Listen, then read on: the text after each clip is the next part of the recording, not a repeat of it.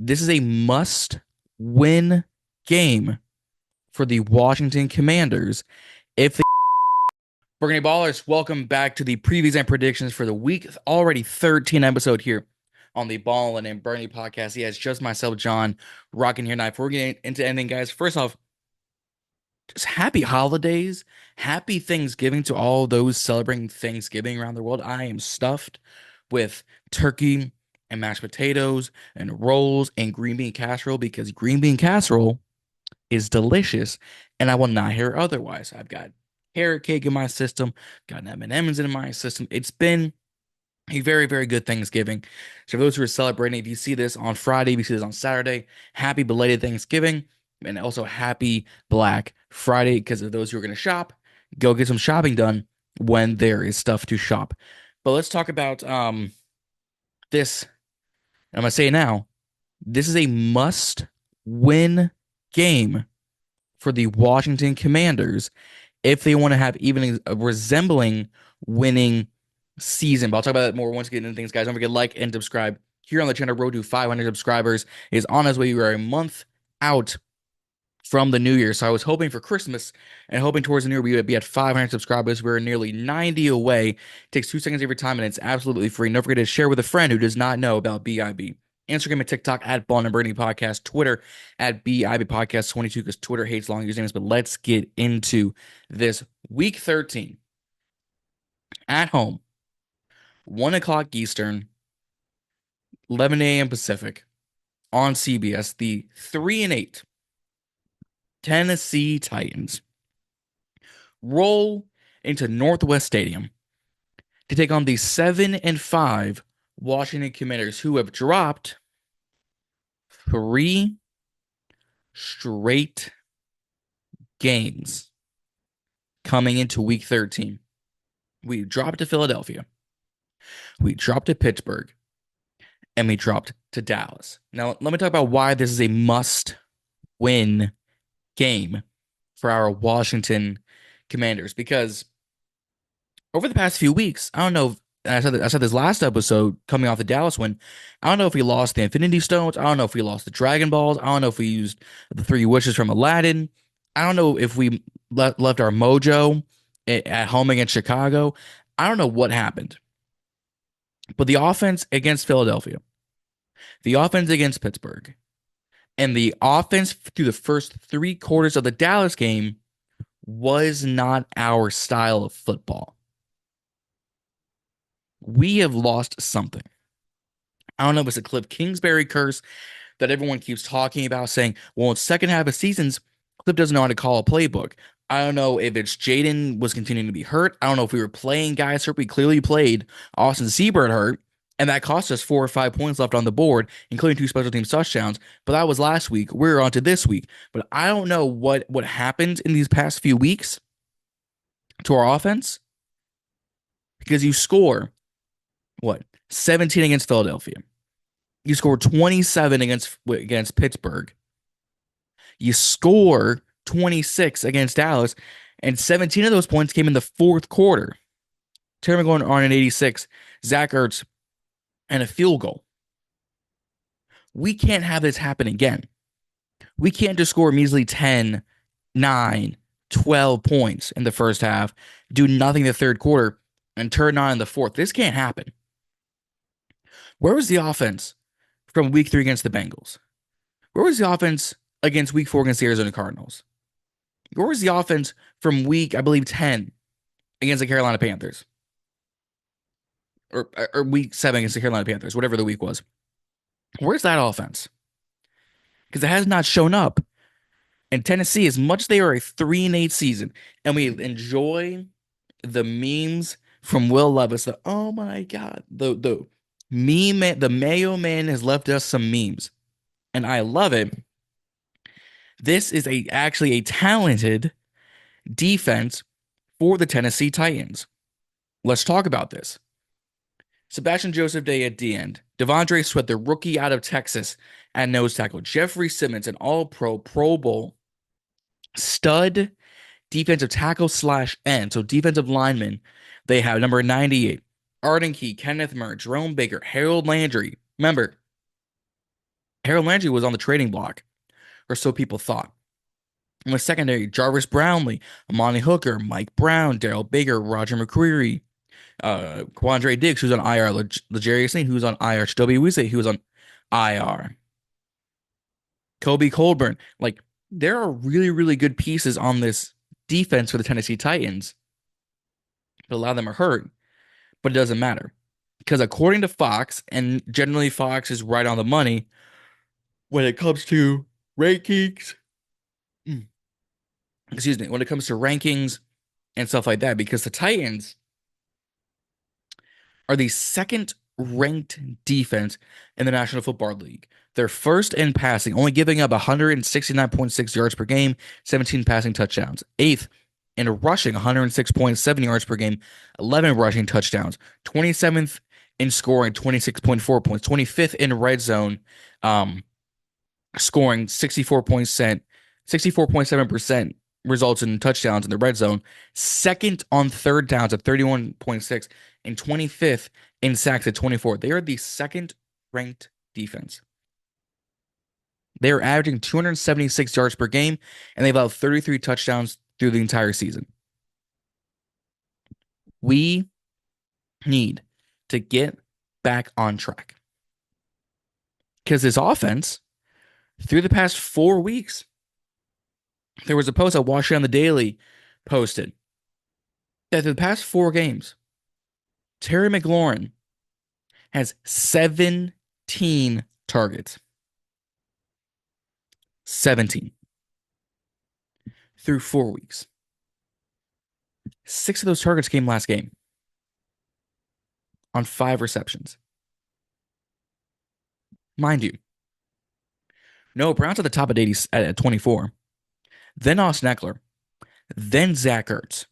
So you're telling me that your number one wide receiver, who you paid 2 seasons ago, who is nothing but a professional, a man of the people, a community man, and who we all thought was going to skyrocket, who is fourth in the league when it comes to receiving yards, fourth behind Jay Jettas, behind Jamar Chase, and I forget who the other man was.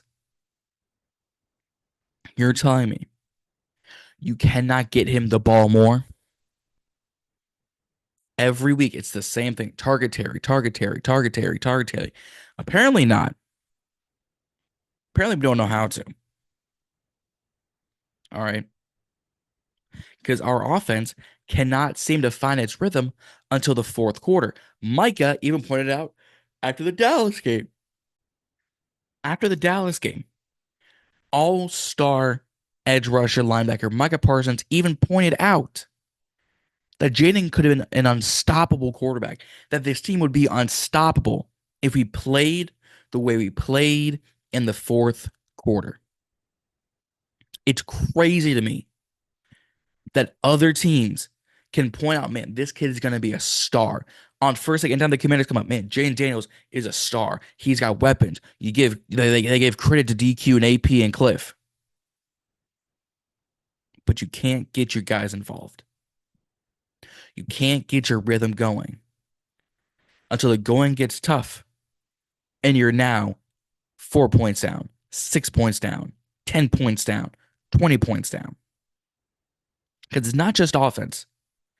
Defense has taken a step. We're the 16th ranked defense. We let up 334 yards per game, 34 touchdowns allowed. We're third in passing, 29th in rushing, 18th in scoring, 28th in red zone touchdowns, allowing them, 23rd on third downs, 12th in sacks.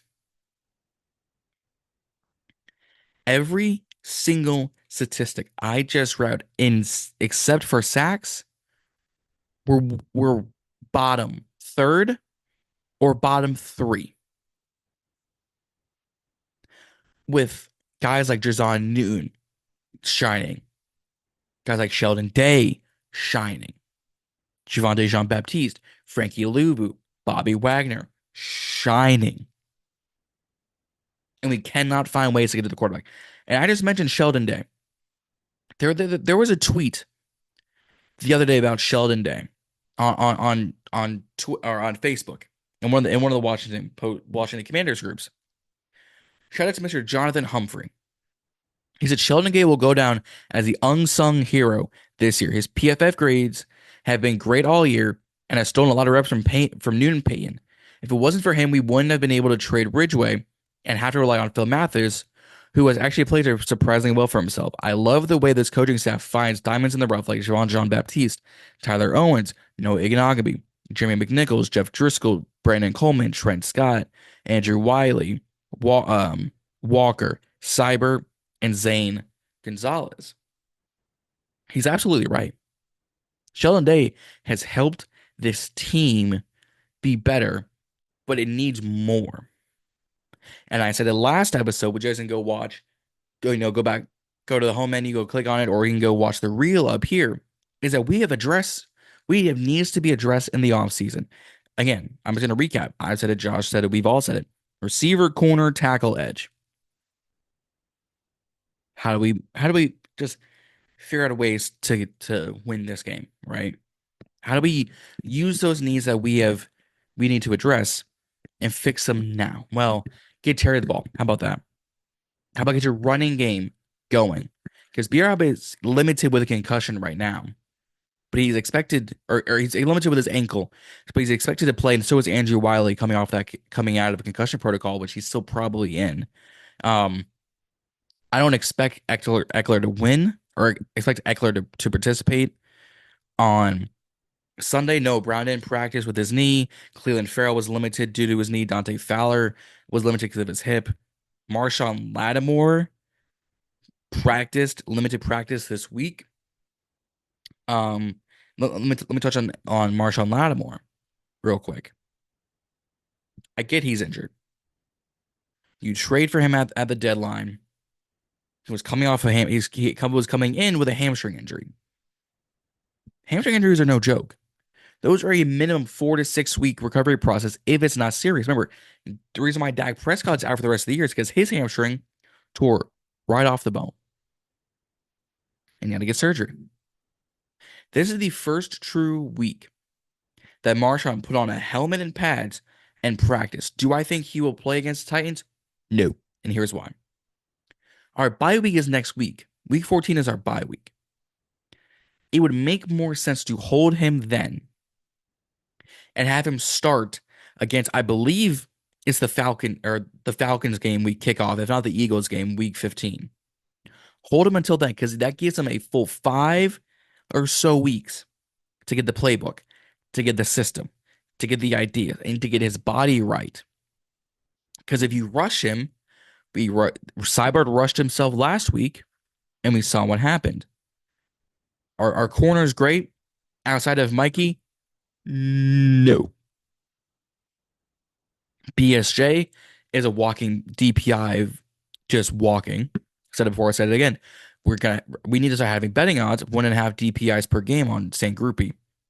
Iguodala is what it is. Michael Davis, yikes, and Forbes doesn't even play.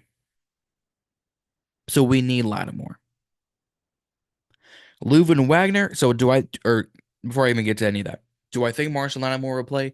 No. If he plays, great, beautiful, but it's going to be unlimited snaps. That's going to be the kicker. If he does play, it's going to be unlimited snaps. Because Mike Samersil, Frozone, is an absolute dog on the secondary, whether it's a few pass deflections, few pass breaks-ups, whether it's the tackling, whether it's the big hits, he's becoming a star before our very eyes. But we need this team to awaken itself out of this funk, coma, whatever you want to call it. We need to wake up. Because it does not make any sense for us to keep losing 3 straight. And I mentioned Seibert earlier. He's on IR for his groin, actually. And we brought up Chris Rodriguez to help out if Eckler's out. McNichols is going to be the 2. Chris Rodriguez will be the 3. We also signed defensive tackle Belame Fehoko Jr. to the practice squad and released guard Marquise Haynes. Fehoko, I think, is a former fourth round pick out of Dallas in the 23 in the 22 draft class. Excuse me. Um, so it's just more depth, right? At the end of the day, it's just more depth. Um, but we're at home again, wearing our battle black uniforms against the Titans' very colorful powder blues, navy blue, and whites and silvers, which don't get me started on that. Do I think we can win? Yes, but we absolutely need this team to show up. And that's the problem we seem to have is these past few weeks, we cannot show up in big games, in big moments. You have two special teams touchdowns last weekend. It could have been 26-20 Washington win, but instead it's 34-26 Dallas win. As they're playing the Giants right now, and actually I think the Cowboys actually beat the Giants pretty handedly today with a DeMar Overshown pick six. But we need to beat the Tennessee Titans. That would bring us to 8-5 versus 7-6 going into the bye. I feel much better at 8-5 than I do 7-6 for obvious reasons. But you build momentum going into the bye week because you have New Orleans, Atlanta, Philly, and Dallas. And Dallas is your end of year. Dallas is your New Year's, your June 1st or your January 1st. You need wins against Tennessee and Atlanta and either Dallas or Philly to either win the division or at the very least make the wild card. Because the North between Minnesota, Green Bay, and Detroit, those are two wild card spots right there. Very easily. And in the NFC West, depending on who wins the division, I don't think you might have another one out there. But even so, this has to be a must win. I get it. It's a rebuilding year. It's year one of a new regime. I understand that.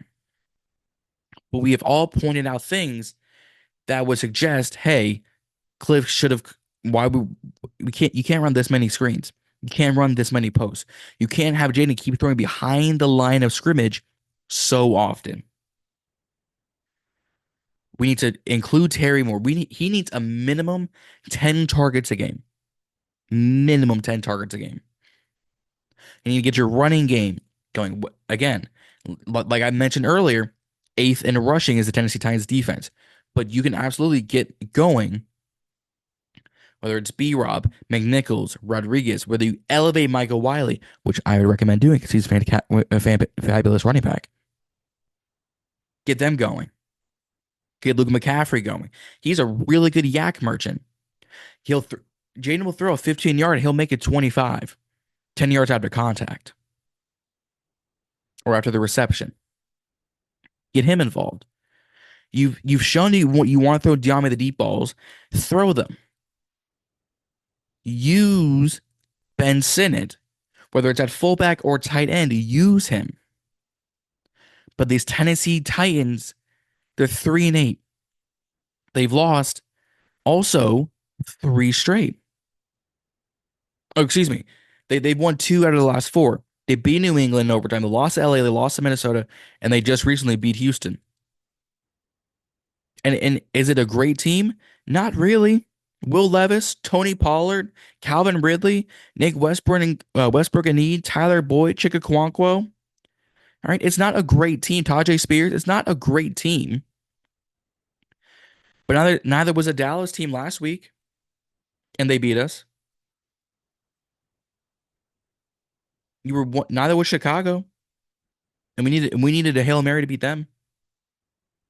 So we need this team to show up on Sunday with their minds right, their bodies right, their souls right, or things are going to go very bad very, very soon. But let me do the score predictions and get us out of here. I'm obviously picking our Washington Commanders to win, but at the very least, I'm going to go.